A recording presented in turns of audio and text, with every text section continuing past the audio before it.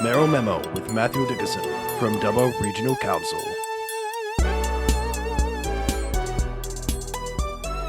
Two to you at 12 to 8, and the number of committee meetings held last night at Dubbo Regional Council. On the line, I have the Mayor of Dubbo Regional Council, Matthew Dickerson. Good morning, Matthew. Good to be talking to you, Ian. We haven't talked on the radio for a little while.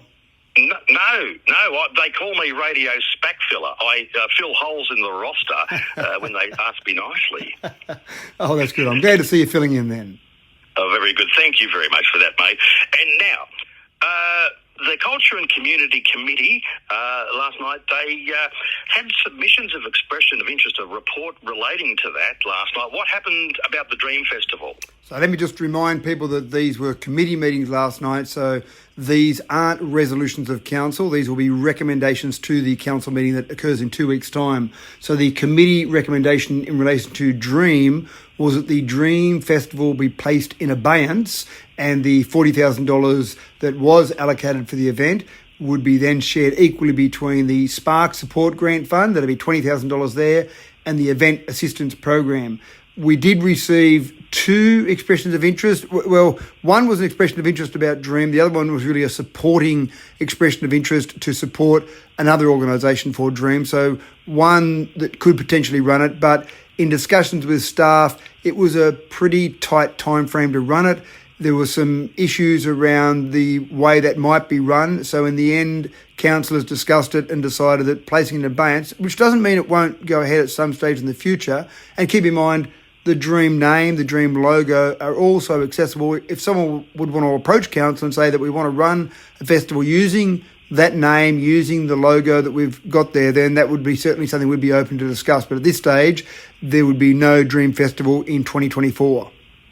And by abeyance, you mean, as you said there, it's basically rested or in hiatus, hibernating, you might say. Is that a good way of expressing that? That's right. That would be left to not run this year, but not ruling out running in a future year, maybe with some more time to discuss with more community groups, maybe with some more planning around how that might be run.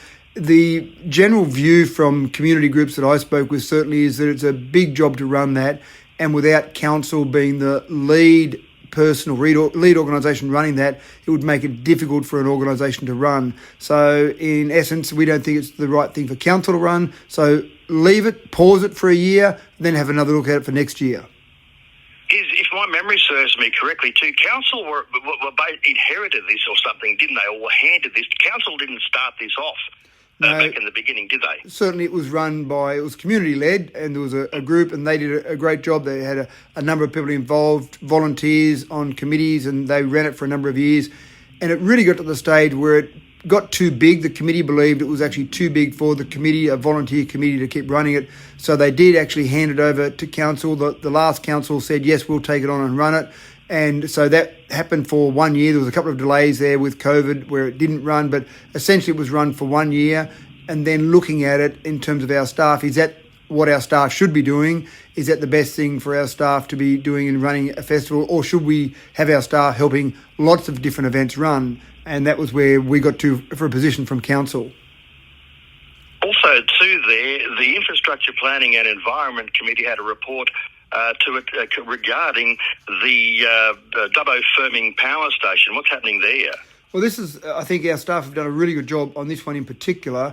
You'll know that when we have various renewable projects, it might be wind farms, might be solar farms, might be batteries, there's usually some type of planning agreement, and it's one of my very annoying parts of this whole renewable concept where they're called voluntary planning agreements because those companies don't have to enter into an agreement with council. We do our very best to get some money for our community out of them. We target 1.5% as a value, and so we go reasonably well with those various renewable projects.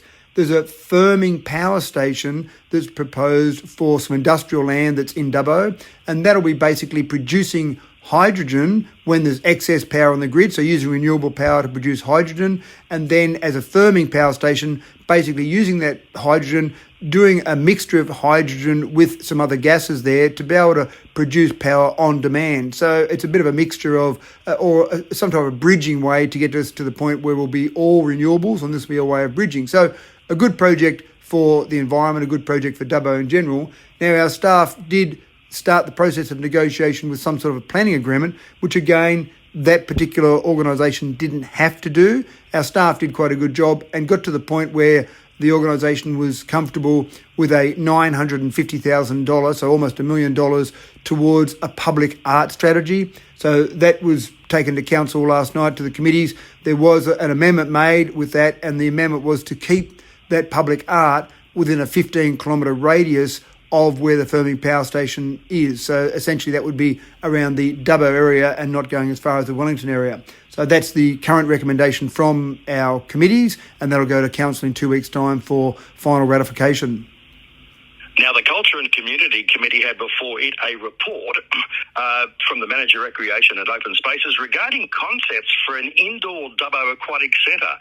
Bring us up to speed here, Matthew. Well, this is a process that's gone along. I remember talking about swimming pools, new swimming pools, indoor heated swimming pools, a whole range of different things over many years. I go back to the old Dubbo City Council days.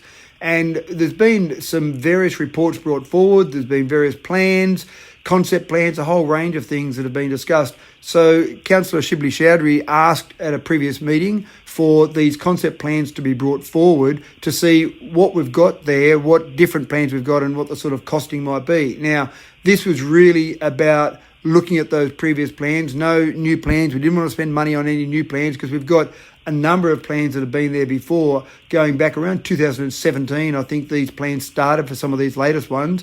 So essentially it was, look at these plans. They're all in a report now, which is now in the public arena, because anyone can go and look at these reports, of course.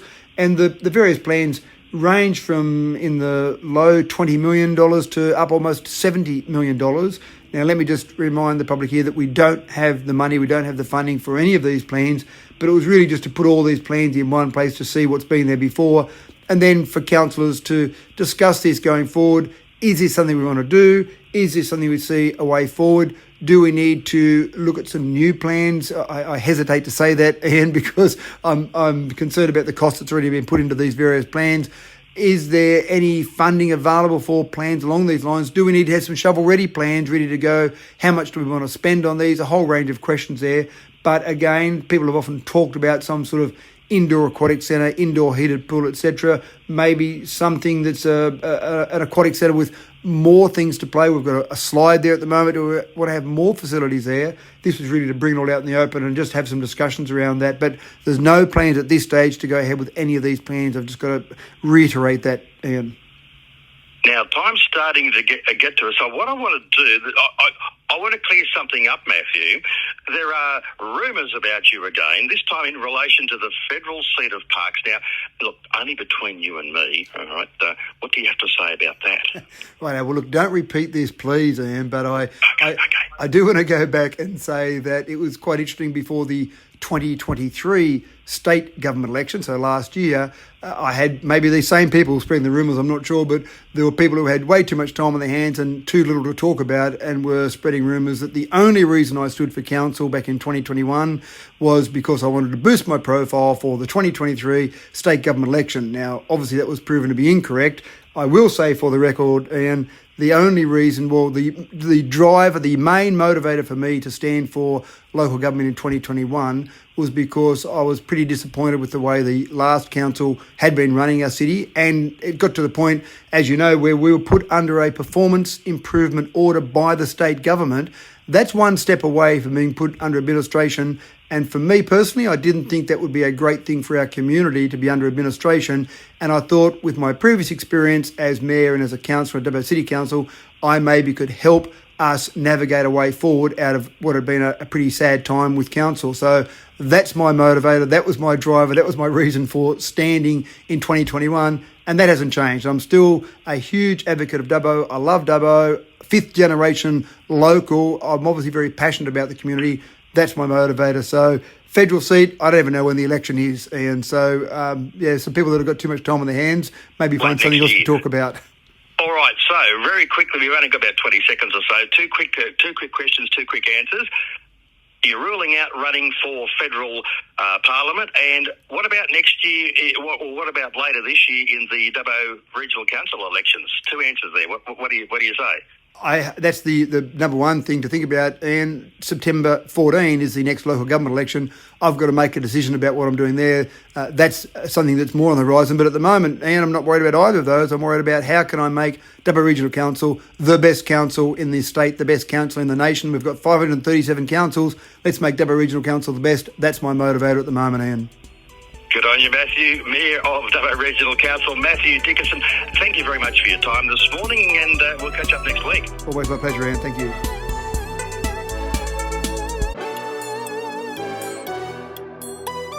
Mayoral Memo with Matthew Dickinson from Dubbo Regional Council.